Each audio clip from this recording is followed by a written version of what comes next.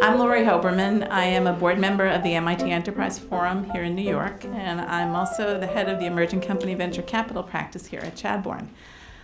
We do a lot of these events here at Chadbourne, the MIT events, and I have to say it is so exciting to me to see the kind of balance of testosterone in this room.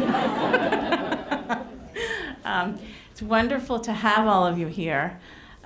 Very excited about the panel. And before I get started, I just want to, first of all, thank Stephanie Sion over there, say hello, for helping to plan this event. And I want to tell you a little bit about some upcoming events that we are doing, that the MIT Enterprise Forum is doing. On April 16th, there's a fireside chat with Teresa Rea. She is the director of the U.S. Patent and Trademark Office. And then on April 30th, we have a Clean Tech, Smarter Energy panel, and I think that's actually going to be here at Chadbourne. May 8th, there is a Healthcare IT New York's Next Big Thing event. And we do regular startup showcases where we invite early stage companies to come present. There is, I think, a link on the MIT Enterprise Forum website where you can submit a business plan or you can reach out to any one of us and express interest. And Stephanie and I were just talking before we got started about maybe doing an event focused on women companies, women-owned or women-managed businesses. Good idea? Should be a must. Right, so if you have business, what was that? It should be a must. It should be a must. You'll notice I encourage the panelists before to interrupt me. I'm listening. So please submit business plans. And if you have other ideas for events like this focused on the women entrepreneur community, let us know. Because it's wonderful to have you all here, and it's wonderful to have the panel. It's going to be a really enjoyable panel. So what I've told the panelists is that anything goes. And the goal really is to have them share their stories with you of how they got to where they are, and to keep it funny and entertaining in the process. And I've told the panelists that I like an interactive discussion. It always makes it much more interesting. And that includes coming from you. So if you feel like interrupting or you have questions or somebody has said something that's interesting to you, just jump in and interrupt and ask. So we have a nice kind of interactive discussion here. So the way we're going to start is each of our panelists is going to tell a little bit about how they got to where they are. And Andrea, I'm going to start with you.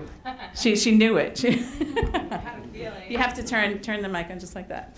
Okay. I'll help you. Thank you. Hi, everyone. I'm Andrea. If you want to follow me, you can follow me on Twitter at Andrea Horbitt, Horblitt. I am a product developer who specializes in branding and guerrilla marketing. I launched Sukitz, S-U-K-I-T-Z. We didn't know how to pronounce it. It's called Sukitz. It is an energy lollipop. We are replacing the market for Red Bull and 5-Hour Energy, and it's actually a better form of energy because it goes in through your oral cavity. And I have no voice. Sorry, I got in from Miami at 5 a.m. because of the storm last night. So if my voice goes in and out, I apologize. I am just launching my next company, which is Don't Break Your Diet. It is tasty treats that do your body and diet good. We have pizza for 45 calories that tastes like it's popcorn pizza, and we also have another flavor, which is Alfredo Parmesan, and you guys should check out the line. I got started by being a model. I had mentors like Michael Stars, and he was the one who inspired me to be an entrepreneur through a stick of Trident gum, and that's a long story, so I'll let somebody else go and tell you about them, and we'll go into that later. Thanks. Hello, everyone. I'm Jeanne Sullivan, and I'm one of the founders of StarVest Partners, which is a New York City-based venture fund. I often share, not that it should matter, but we are 3 women general partners, and we have our 1 trophy male. And he'll even wear a dress to an LP meeting if we ask him to. So it shows that investors as well as entrepreneurs will do anything? Yes, indeed. Yeah, okay. This is true. I'm proud to say that we are investing from a $250 million fund that we raised, and we just think it's a great thing to have dollars to invest in today's world, because it's a great time to be investing.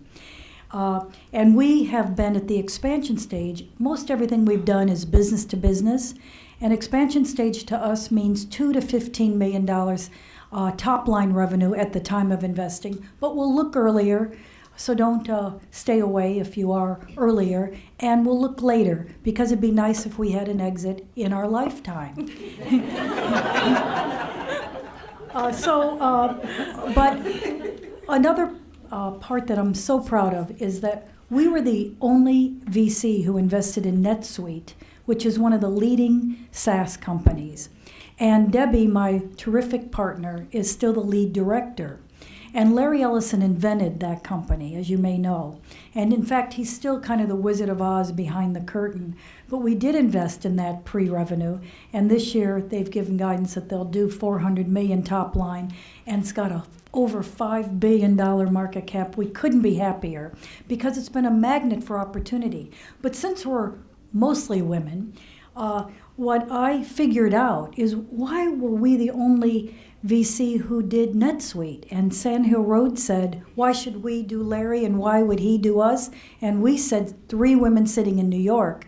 I figured this out all by myself. Here's one of the geniuses of our time, say what you will. And we already understood SaaS, even though they didn't call it that. And we already understood online accounting, because NetSuite is a financial suite at the core with CRM and ERP wrapped around it. Usually I have to explain all those acronyms, but with this crowd, I'll skip that. And so that, we grabbed it. And that was a good thing. And we've done more than 20 SaaS companies, and everything we do is recurring revenue along the lines of e-commerce kinds of companies and other data as a service, which we said earlier than most. And so that's what helped us get the wallets out of investors' pockets. Now, what I love to do is inspire any crowd of entrepreneurs by reminding you that over $26 billion was raised on 3,700 deals just in 2012 alone. I mean, that's a staggering number. And also, first-time financings, over $4 billion. And I love to inspire crowds of entrepreneurs saying, you too can get the wallets out of our pocket, but you got to know how. And what I'm loving sharing tonight is that there's some special tricks, let's say, that women need to know, or they just won't make it happen. In fact, you'll get skinned, and I think a lot of us know that. You've got to know the ropes. On the story of how I got here, I have an eclectic background. I'm proud of that. Most of my colleagues all have very traditional banking or finance backgrounds. I don't, but that's another thing that inspires me to inspire you. You have to learn the numbers. You have to be good at business and finance to play. But I always wanted to grow up and work for an ad agency, and that's just what I did. So I have a strong marketing and ad background. Boy, does that come in handy. Because knowing how to package companies and define strategy has been an important part of being on boards.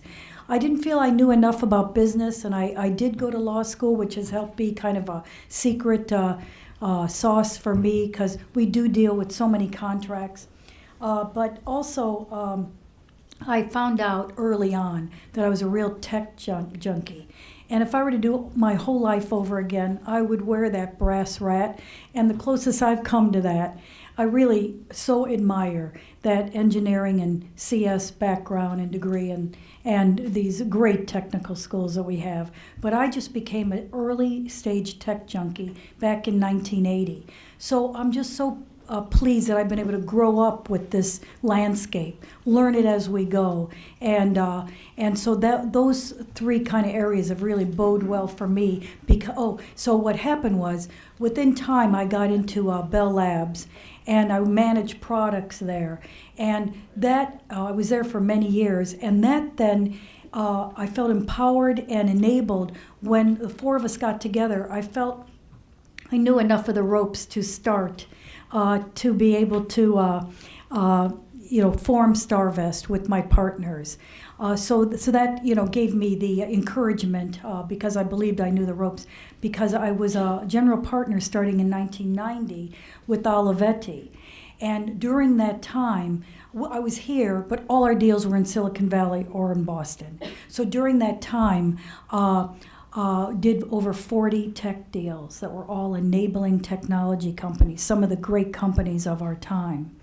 And wow, what an experience to sit at the table with some of the great VCs. And I love to share, I saw the greatest of the great and the stupid of the stupidest all in action. And see, all that flowed into me feeling empowered and able to try it on our own. Great. Do I have to go after her? Yes. There you go. All right, get ready. Can I have your paper? Okay. Want to deliver the same. No. Yes, I fit right in. I started my business in 1984. I'm a hairdresser, and my name is Widad, and I am the Queen of Curl. I started in the industry that never, ever addressed curly hair, in an industry as old as we all are since humans were alive. They couldn't understand curly hair, nor did they deal with it. I came to New York in '78 doing hair and makeup on Broadway, working with Evita, and I got tagged as the girl with the curls, sent her all the curly hair, she knew how to do it. And when I just started freelancing, doing hair and makeup and working with curls. I met my husband, like you, who we decided to open a company, and we were both driven, and we still are very driven and strong-minded. And in order for us to open a company without killing each other, he wanted to have a restaurant, I wanted to have a hair salon. We decided, honestly, to flip a coin. I'm not kidding. And heads. And here we are. The business is 29 years old. We now have 2 salons, one in New York City, one in Santa Monica. We have over 260 salons that I certify with my cutting technique. We are in Sephora, we are in Ulta, both here and in Canada, and we just launched last year Latin America, and we're going international. So we built that business together, and we were funding the business with the business money itself. We just kept building it. We never, ever looked at venture capitalist or equity firm, but we did it all on our own. And about 7 years ago, we were approached, we were always approached. So if anybody here from Procter & Gamble, they were after me like they were bees and I was the honey. At every event we were at, they were right around me, guys, ready to get me. And eventually, 7 years ago, we did partner with an equity firm because we wanted to expand and grow. We wanted to take it to the next level. And I think it's at a point where you have to come to a decision within yourself. What do I want out of my life and what do I want out of my career when you make a decision like that? And we do have 2 children, and they both didn't want to be in the business. They wanted to have their own businesses. Could you believe it? And so we were lucky enough to have met Lori, who helped us with our contract. And I was telling somebody earlier, it was the only business pitch I ever did where I was asked what shampoo I use on my hair. And I said, why the hell is your hair blown out when I'm here? And like most of you in the room. So anyway, so here we are. I am here to share my experience with you. This is my whole story. Great. Thank you.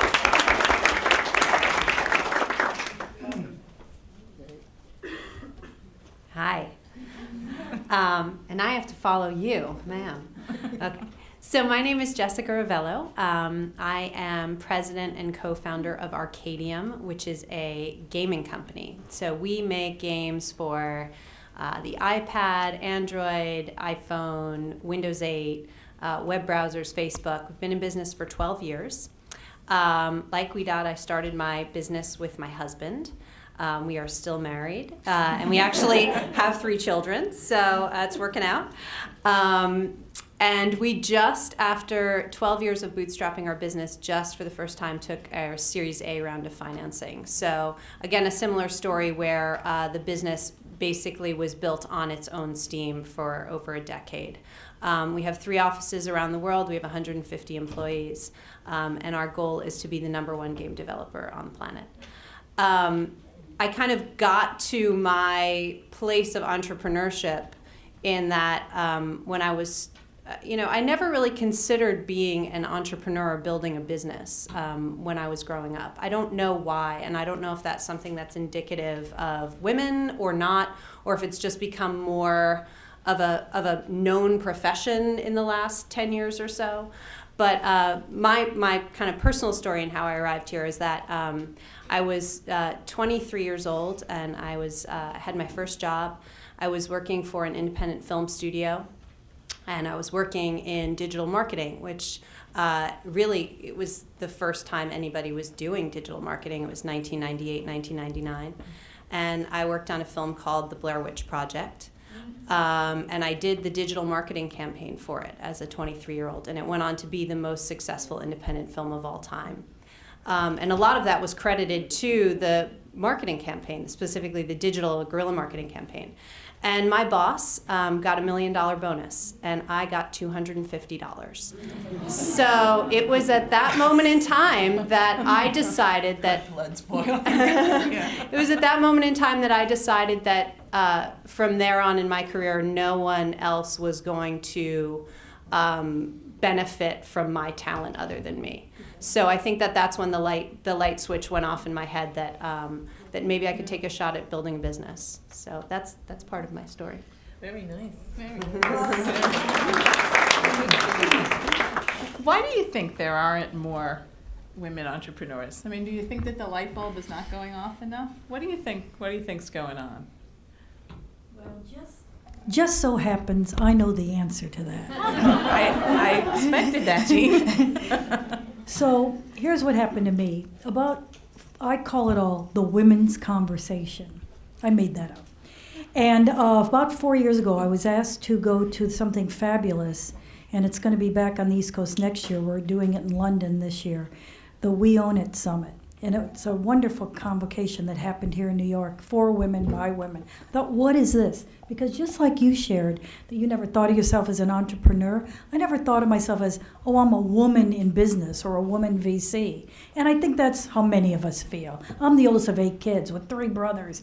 I grew up in a sports family. I just didn't even think of it. When we formed StarVest, we never said, oh, we're 3 women. We never even said that. But everyone else did. Well, here's what happened to me. I went to this conference, and it was so vibrant, so fabulous. Great conversation and buzz. And sure, there were a few men sprinkled in the room. But here's what happened. They called on us because they started looking for the women VCs to speak at these conferences, and kind of dragged into it. Found I loved it. I love sharing, love supporting, inspiring. And in fact, all 4 of us do, including, who, the girly man. But here's what happened. I dove into... Is he here? No. He's out drinking with the guys tonight, which is really part of the story. I dove into the research. Now, Kauffman Foundation, Credit Suisse, American Express, and a few others have done the research. They figured it out. The answers are here. And I am so excited to share it because you can make a difference by sharing this yourself. They found out that girls and boys, I'm talking about 3rd graders and 4th graders, self-assess differently. When a girl gets a bad grade in math or science, she says, I'm not good at this. Forget it.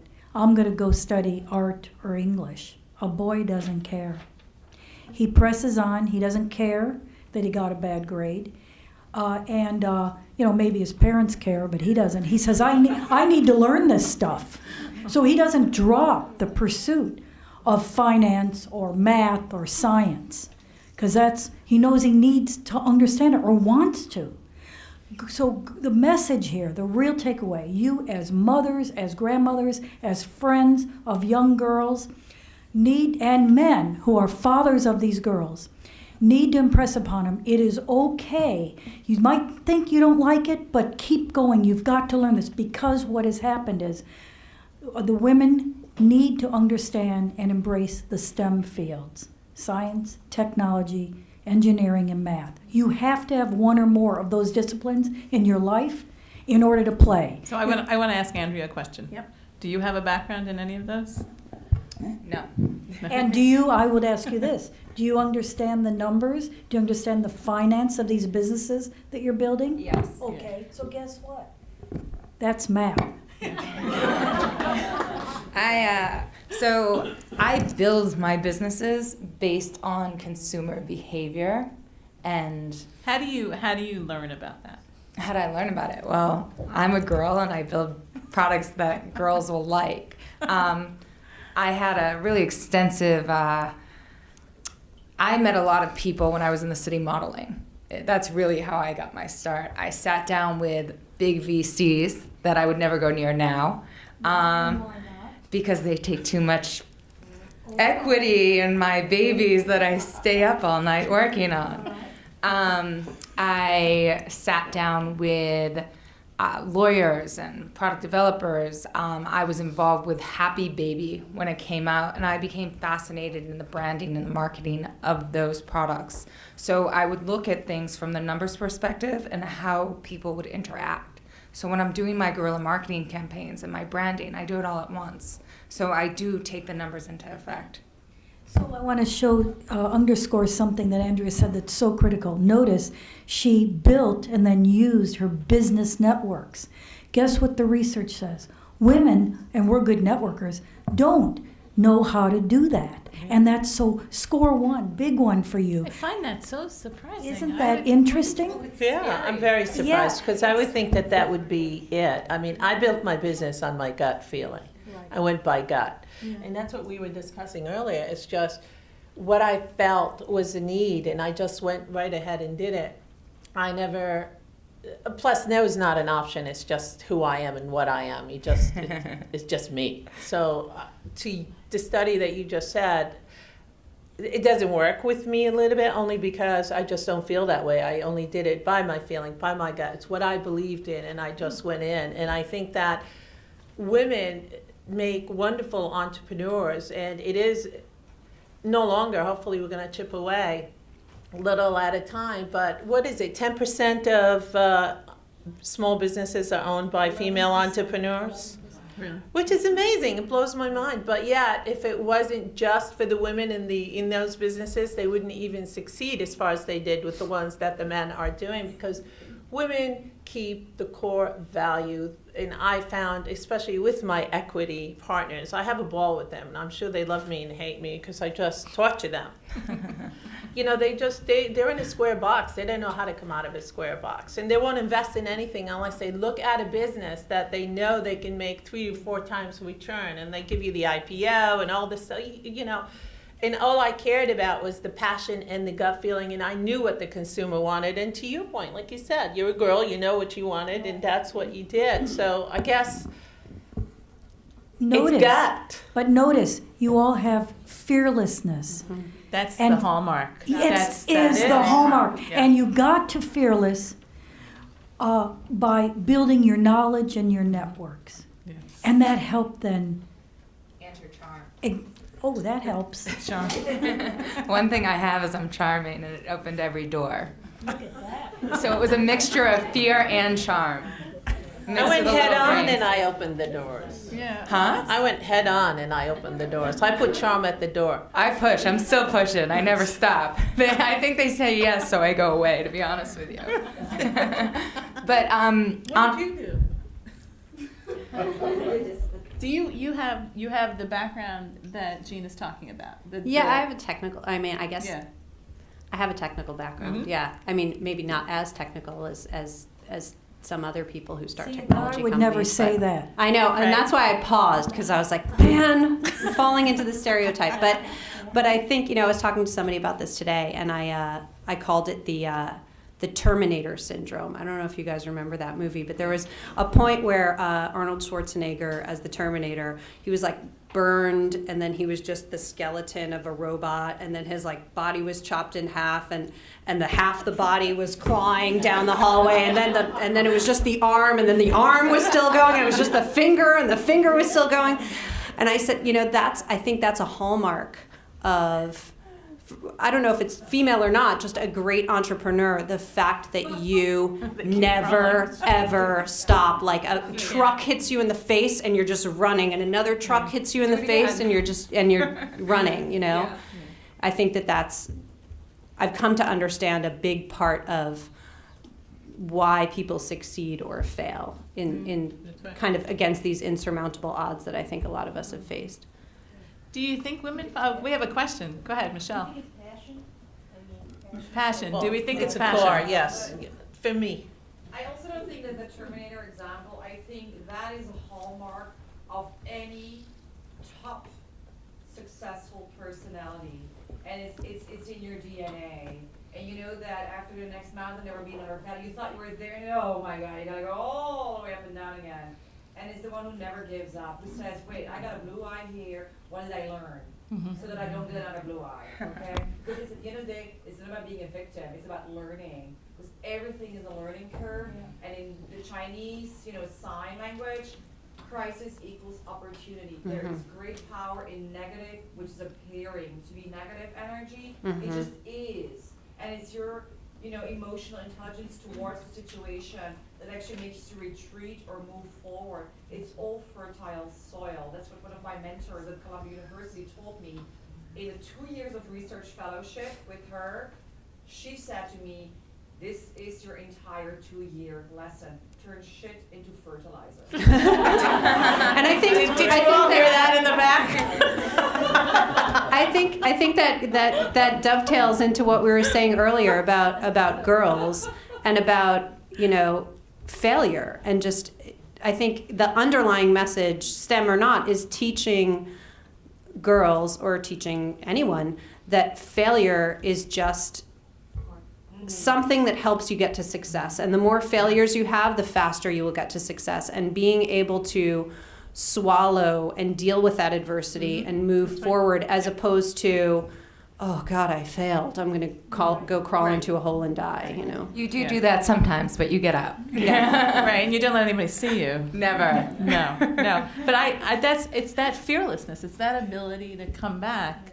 And I coach a lot of women entrepreneurs, like I'm sure the other panelists do. And I think it's that, I'm not sure how you convey that element of fearlessness, but that's what you need really to be a successful entrepreneur. That, and I guess the ability to sell yourself and the passion to sell yourself without caring too much what anybody else thinks. That's key. Yeah. Not caring what anyone thinks, and believing in yourself and being truly authentic. Passion is very, very important. Passion is core and substance. And it's my passion that brought me where I am, but it's a combination of that and the fearlessness, and it's just, it is. That's it. It is. Yeah. That's right. And I think the fearlessness matters even more in kind of a female entrepreneur, in that I'm sure we can tell a lot of stories here, but like the number of important meetings that I have been to where I am the only woman in the room. I mean, it's 99.9% of the, unfortunately I didn't get to meet you, but all the times I met with potential investors or huge clients or Fortune 500 companies. So, you just have to not let it faze you. Why is that, Jeanne? How come there aren't any women venture capitalists? There's so few. Why is that? Sensitive. Yeah. Huh? They're sensitive. They're sensitive. They have feelings. We What's bad with you? That's why you're rare. I love you. we talked Say about it like it. some of the things you have to know, but it comes down to people want to look around the room, around the table, and see people that look like themselves. It really is a lot. There's a lot to that. Now, something that's related though is, why aren't there more women on boards? What the F is that, right? Because we're the ones who are making the buying decisions in most of these companies. The consumer spending, we make most of the healthcare decisions in the home. We make most of the online decisions and offline retail, online and offline retail decisions. Okay, so why are there just, stuffy old men sitting around on the boards of these companies calling the audibles when we know we have a different lens in which we look at something? Maybe how the product's packaged, how it's marketed, how it's displayed, the whole promotional piece, what's going on culturally in the company. And so that's why, the heck with this 20% women by year 2020. I'm for 50%, and come on, let's get on with it. And it is happening. Here's the good news. There is a sea change happening. This conversation that I call the women's conversation is loud now. And there's many groups. And here we are talking loudly about these issues. And we are making a difference. And I think it is going to take a couple more generations, sadly, to report. But it is happening. And same, with VC land. Why aren't there more women as angel investors? Why aren't there more women investing as VCs? Why aren't there more women leading companies? And we're seeing some changes. And let me tell you one way we're making a change. First of all, you already know about some groups that have found right here in New York that are remarkable, teaching women how to be angel investors. 37 Angels is one, the Pipeline Fellowship, 2 dynamic leaders of those businesses. Transforming women, showing them, guess what? You don't have to just take your wallet out for philanthropy. That's where women feel safe taking their wallet out, giving money to some charitable group. Guess what? You can fuel a woman-owned organization, make a profit, and continue to do your philanthropy, but build a business and create jobs. You had a question? Yeah. Well, just sort of based on the earlier conversation, the description reminds me of the classic movie line, William Hurt in Body Heat. Oh, good She movie. was Love that relentless. movie. What did you say? She was relentless. All right, we have a quote from Body Heat, which I have to repeat for those of you who didn't hear it in the back. She was relentless. That's right. You know what? There's a lot of young women in this group, and you've probably never even seen Body Heat, but it is one of the most fabulous, sexy movies you'll ever see. Oh my The God. other one. You must rent it if you've never seen it. I love that movie. I don't know. What movie is the one where she must be obeyed? Come on, quick. With anybody? Come on. What? Your Rumpole. Come on, man. You know What that was one. it? I'm sorry. No, it was an Wait. older than rom It's called com. She. She? That's it, right? The men would know it. What does it? She must be obeyed, correct? Very good. Gee. All right. Ellen, I'm sorry. Go ahead. I was wondering if each of you could give an example of a moment in time where you just absolutely had your back against the wall. What was it, and what helped you flip it around? And you can talk about being relentless, you can talk about being fearless, but to give an example of a moment in time that you were up against it, what did you do? How did you rally your forces? Okay, so the question is, can you give an example of a moment in time where you had your back against the wall? How did you rally yourself back, and how did you rally your forces? I'll start. Yes, go All ahead. right. We really had a bad situation where we had a product that really went big, and everybody was asking us for the product. So we ended up producing a lot of products on the demand that we had. But even though it was verbal, it wasn't written.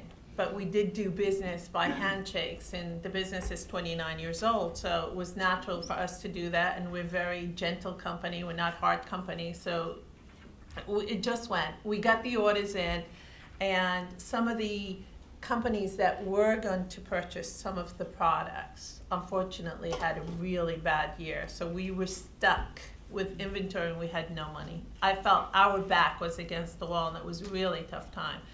We didn't steal, but we begged.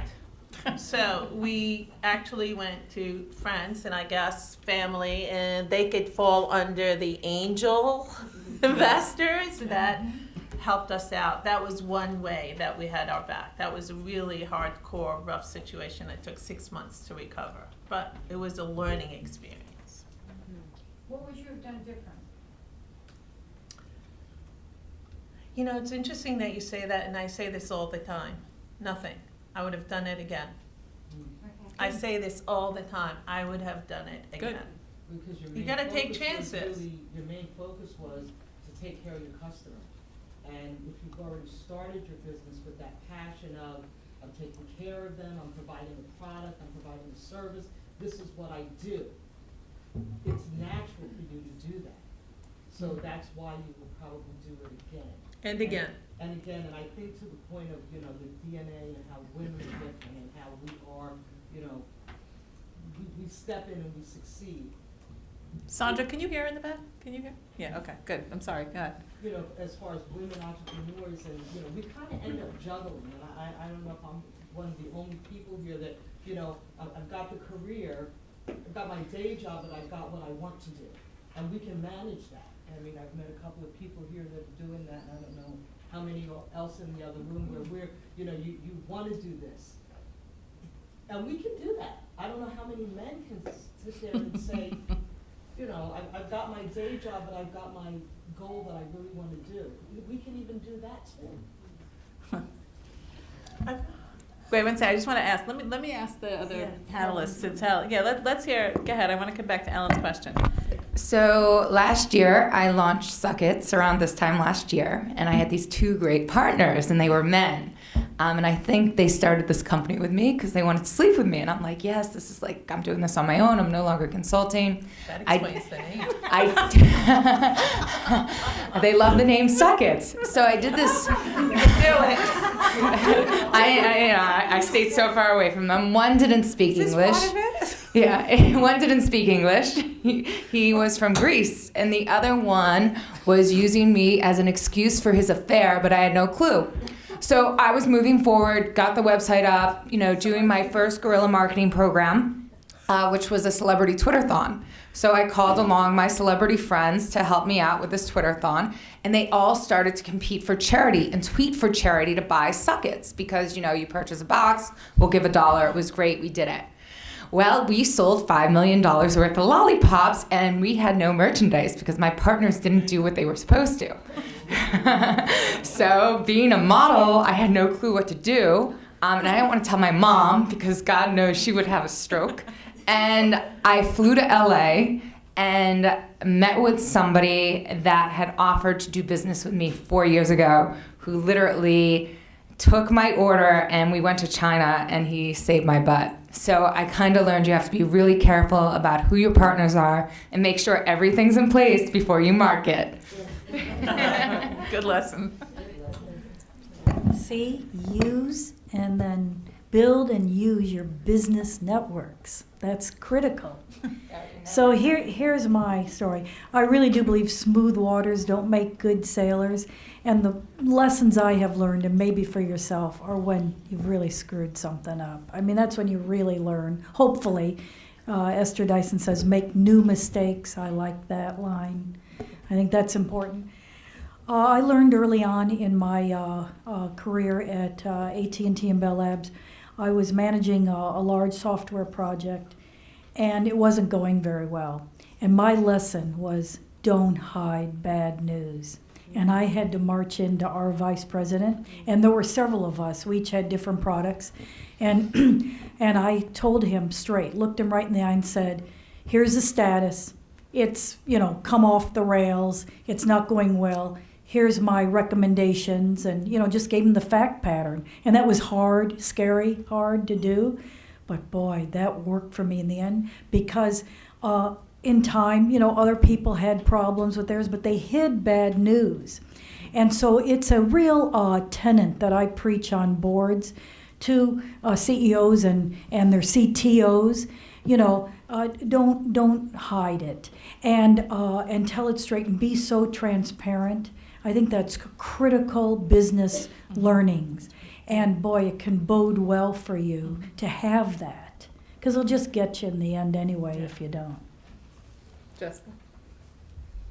Boy, I've been sitting here trying to think, because I feel like in the course of building my business, there's probably no less than I mean, honestly, probably no less than 2,000 times that I should have quit, honestly. I mean, so it's really hard to isolate one, you know, where I felt like my back was against the wall. And you know, I think just building a business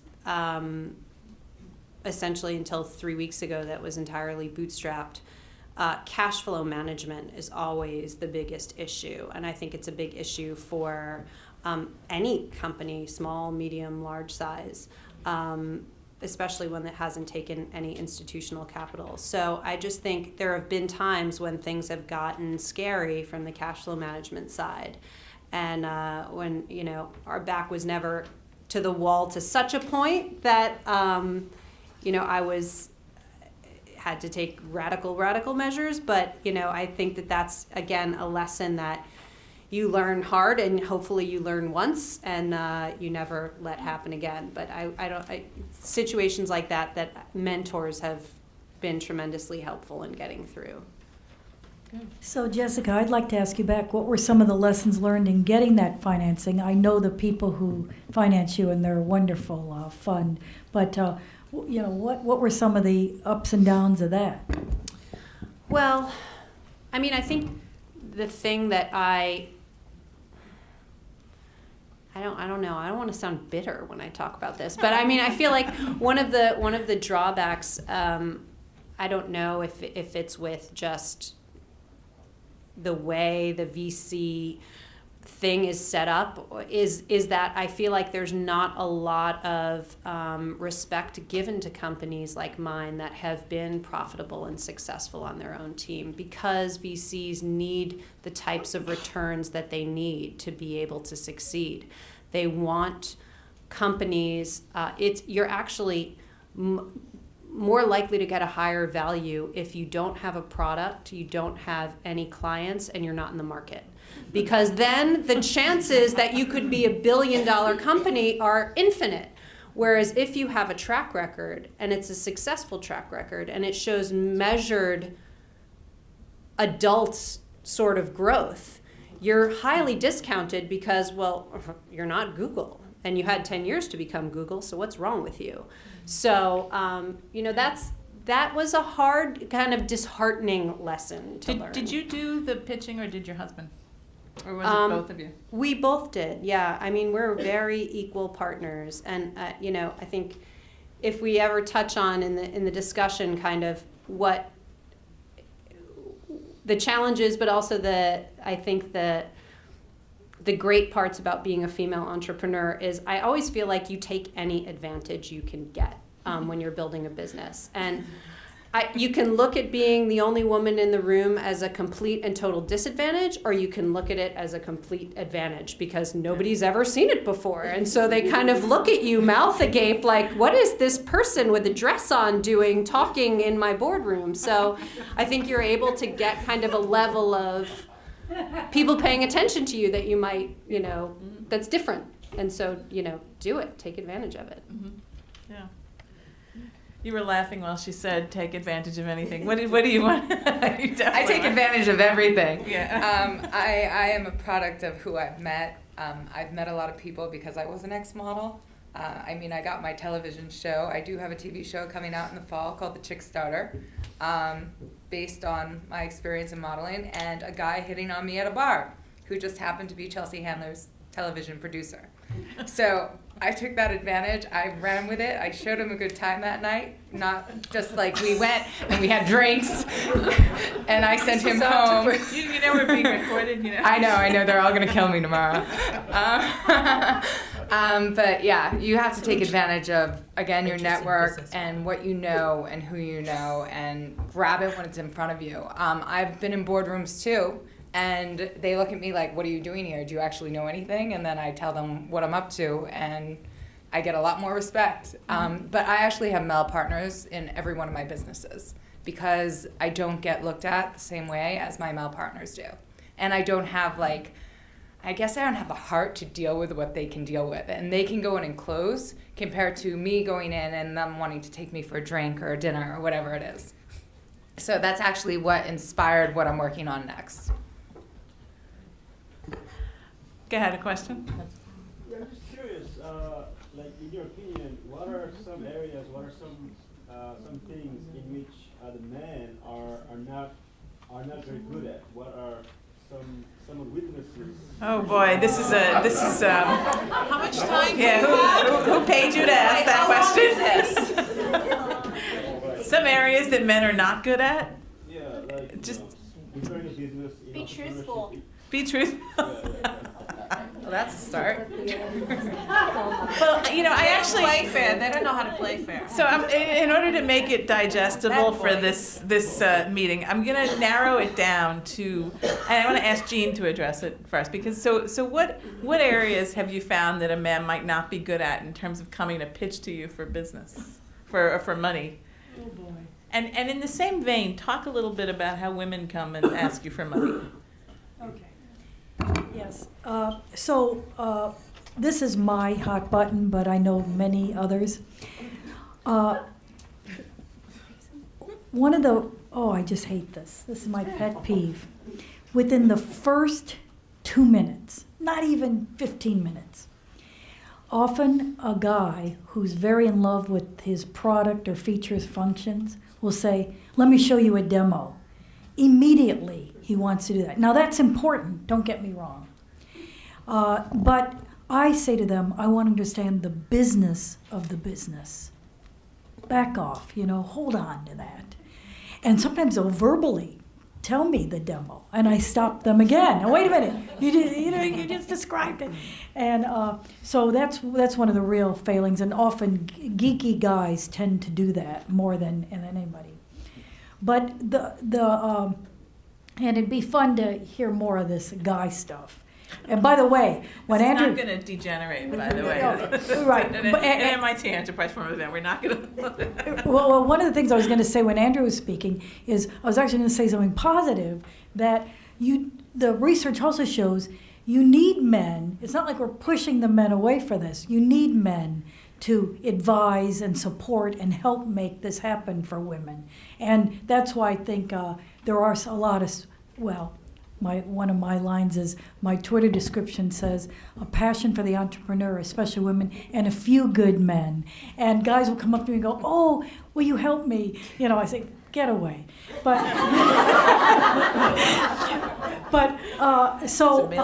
here's what I want to share that I think is so important. The great guys who do know how to do it well, boy, they have that confidence and clarity about what they're doing. Mm-hmm.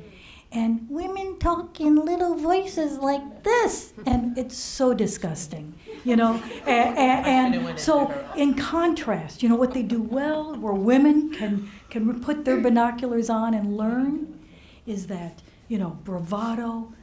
I say openly when I do pieces on valuation, it's about body parts. So there's a swagger involved that guys bring to the table that women need to learn how to do. Very true. Good. I work with a lot of startup companies, a lot of early stage businesses, a lot of women-owned companies, but mainly still at this point male-owned businesses. And just to carry on with what Jeanne is saying, there is that bravado. Yeah. And not to say, I know you asked what do men not do well, but that bravado, I think, carries them through, and I wish women had more of it. So our other panelist who was supposed to be here today, Christine Hunsicker, has a very successful young company called Gwynnie, and she was sick, she wasn't able to make it, but when she calls me up and says she's got a round of financing put together, I kind of grab onto my desk like this, because I know I'm going to hear something that's completely out of market and company favorable, because she sells herself. She feels her approach to going out and building her business was, hey, everybody out there who might give me money, you are lucky if I take it from you.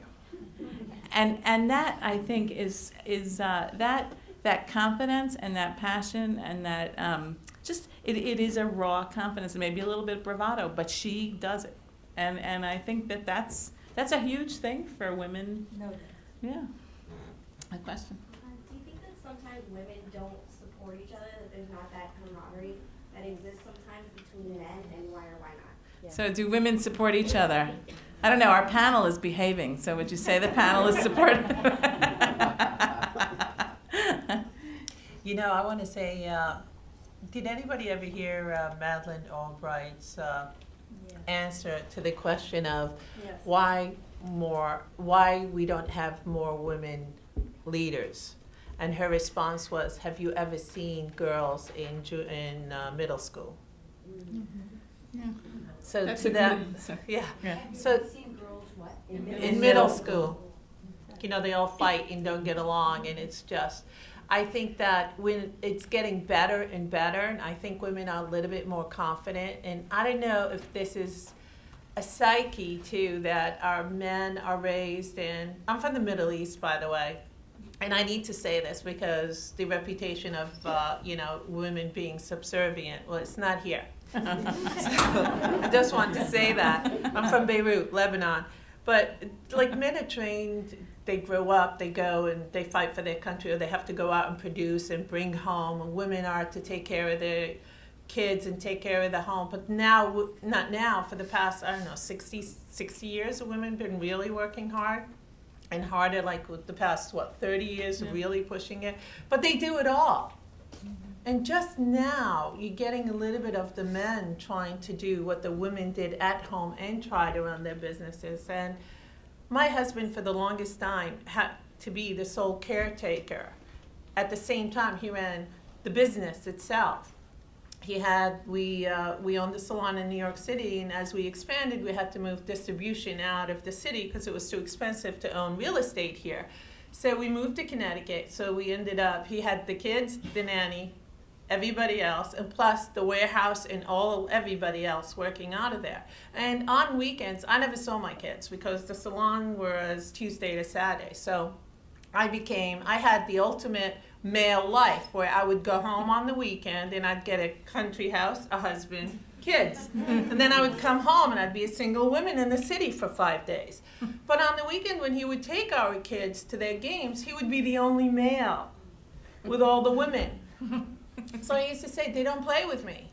They really, and there's no reason for it. It's just the way that society is. And I think it's being broken up more and more. And I don't know if I'm being articulate about, I just think we're robots and we need to step out of that. And you'll discover the partnership of men and women working together equally is really, really strong. Here's 2 examples, and I'm sure there's a lot more that it's respect, it's honesty, it's authentic, it's not challenging. You don't have to shoot each other or kill each other. You work together as a team and you find that you build a great business that way. I want to follow up on your question, and I just want to ask the panel, have any of you had women mentors?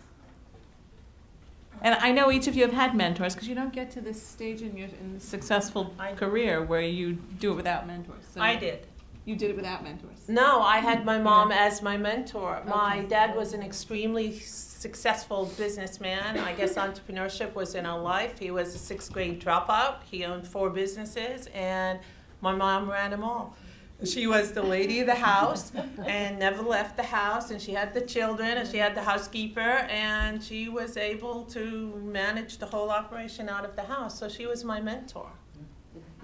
I just recently got a female mentor who is a producer, and she's kind of showing me things that I never knew. She's real ballsy, which is probably the best lesson I've learned so far. But to answer your question, I think whenever I meet someone who's a woman in business, they're always willing to support me, and I'm willing to support them or do whatever I can to get whatever they're doing out there, and they're willing to do the same for me.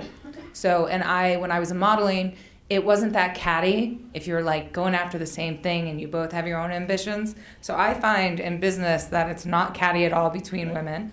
And the one thing that men are missing is they're not open in business, which I think is my greatest asset to my partners, is I'm open and then I'm closed when I need to be closed, and I make them listen to me, because men don't listen and they're not open. So that's what I bring to my partners who are male. And that's why we work very nicely together. I had, when I was growing up as a young associate, I learned more how not to be from the women partners in my firm. And I vowed that I would never be that way when I made partner, and that I would be a mentor for women coming up. And it's sad. So it never should have been that way. But I definitely learned how not to be. Yeah. I went through the same thing. I mean, I worked my way up from a receptionist to a vice president, and most of the people that helped me, I was just a good team player, and most of the people that helped me were guys. The women would storm the citadel and then shut the door behind them. Now, I started in 1974, so I'm going back. But now, I made it a point, same as you, Lori, is never to do that to another person. Yeah. There's no reason for it. You got to turn the negative into a positive. Yeah. Mm-hmm. Krista, you had a question? Yes, but you already asked that. Because Okay. I wanted to know which one of the ladies or the women had any role models. Right. But you asked that question already. Okay. Thank you. Go ahead. Me? Go ahead, yes. Yes, thanks. Yeah, so I guess the question is for investors on the panel. So if everything else being equal, similar idea, similar team, the male lead business, as female lead business, which one you're more likely to invest, or which one you're more likely to mentor? Interesting question. And then just carry on just to everyone share experience, like female being like not supported by other female. I actually just had an experience. I just got back from Boston. I had a business plan competition at Harvard Business School. There was 5 judges in my room, two female, and 3 males. When I came out, I talked to my teammates who are 2 men. I said, do you think we have 2 Asian male judges in the room? Is that going to work for me or working against me? They say, sure, working for you, because look, they can relate. They're angels. They're women entrepreneurs. Today, I got to my feedback sheet, right? We luckily entered the semi-final. We're top 10 company all the competition. All of my 5 sheet of judging scores, the lowest 2 coming from the 2 females. Wow. So, I mean, I really, I really want to approach them, actually ask them nicely about their success. How do I get feedback? Now I don't know how to proceed, and later on, one of the investors from Silicon Valley talked to me. He said, I talked to you and your team because 3 male from your room asked me to do so. So I didn't get any support from the other 2 females. Anyway, my point is, I still want to find a female mentor. I'm really, really sincere. I just don't know how. I mean, giving everybody has similar experience. Give me what I just can't deserve. And what is your Thank name? You. Lane Chang. Lang Chang, come and see me at my office. Thank you. There you go. Thanks. Go ahead, Bruce. One of the experiences I've had in this entrepreneurship for 25 years or so. I'll repeat this after for the people in the back. Is that companies, especially when they become successful, they don't change their business models soon enough. And nowadays, you always constantly have to reinvent themselves. And my question to you, Jeanne, how are women about reinventing themselves as they start a business? So the question is, I'm going to paraphrase. Many times companies do not reinvent themselves quickly enough, and are women better about reinventing themselves and their businesses than their male counterparts? Did I get it? Yes, ma'am. Okay, good. My brain is thinking through some real life experiences that had women CEOs. And I can't say women particularly did this, but oh boy. I was on a board, and this one was fabulous brain power. But the business was fast moving, and so was the marketplace. And every quarter or so, certainly every board meeting, she changed the focus. And one of my fellow VCs, who was quite a terrific investor, actually had kept track of it, which was pretty embarrassing. And he just filleted her by, showing this. And yesterday, a remarkable woman came to interview with us who spent she's now at Stanford Graduate School of Business, and she spent the last 5 years at Facebook. So I said, what's Mark like? And she said, he is so transparent. He is so clear. He sets the direction and is stubborn about sticking to it. but so clear about setting the pace. And I'm not saying this is a boy, girl, male, female thing, but just to look at the sharp contrast. So on the one hand, yes, you have to, look left, look right. And on the other hand, have that clarity of thinking. We're dealing right now with a remarkable CEO. We haven't made the investment yet. He's in a very complex, incredible space. And we said, what about this, what about that? And he had an answer for everything we pressed him on, that he had just thought it through so carefully. So I don't think it's gender-based as much as just being so clear, so knowledgeable, so big-brained about it. And reaching for that knowledge and support, with the team, if appropriate. So we're going to get ready to wrap this up, but before we do, I'm going to want to ask the panelists each the same question. So is the playing field level? The opportunity is the same for you as a woman as it would be for a man going out there to build a business? I'll start. Good. As usual. I would say yes. I can only speak from my own experience. I would definitely say yes. I think that if you do have a vision and if you do have a passion and you focus, and staying focused is really important. And you could get investors who are looking for your type of business. And I think many businesses do have investors that specialize in that. So I feel like in the way it is, even though the numbers are showing no way, I really feel it is. And if you feel it and you know it, and this isn't just a frame of mind, that the answer is yes. I do feel yes, it is. Jessica? Wow, that's really difficult. You can argue with Widad, please. I don't know that you'll win, but you can argue with her. I want to say yes, but I mean, I'm pretty, very rational and kind of empirical in my thinking, and just the way that the numbers play out, I would have to say no. I mean, my experience is that I want to believe it's yes, and I think it's yes, but it's just we can't be 50% of the population and represent such a minutia 10%, yeah. that there must be something going on that doesn't allow for equality. Do you think it's on the woman's side, or do you think it's the marketplace? I think it's probably both. It is both. Yeah. Okay. Good. A lot of women don't want to go out and work. Good. I think it's both. I think that a lot of women there are more women that don't go out and work than men. So if you look at numbers, that's why I think that could be playing into it. Absolutely. Yeah. Mm-hmm.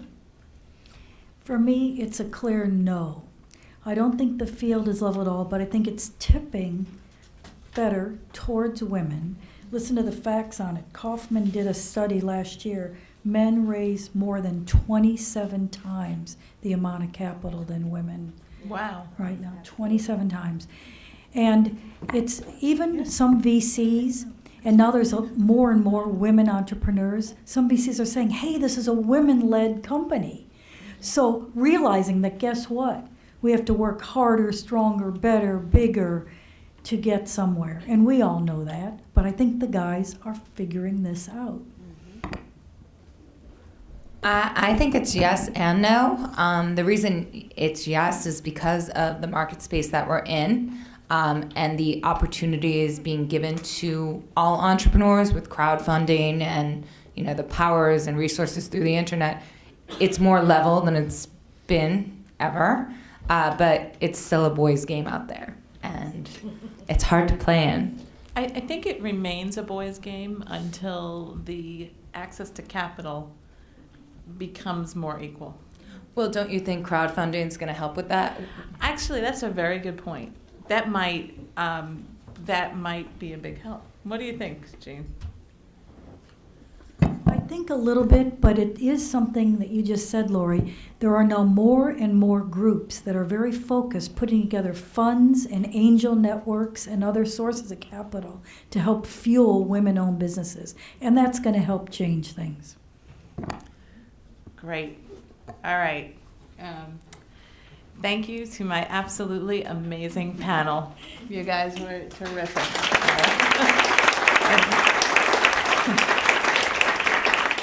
And thanks also to the audience. This was great. It was a great discussion back and forth. So thanks so much for coming. I'm hopeful that we're going to do many more of these women-focused entrepreneurial events. So, thanks. Thank you. Thank you, Lori.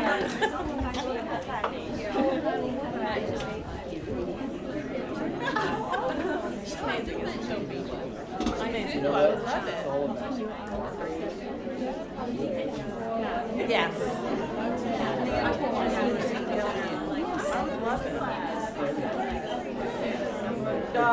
Yes. Don't give it to me again. Yes.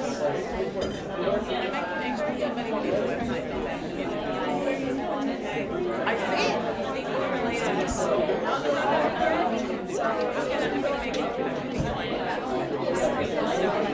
I'll give you, I'm raising an entrepreneur right here, starting around.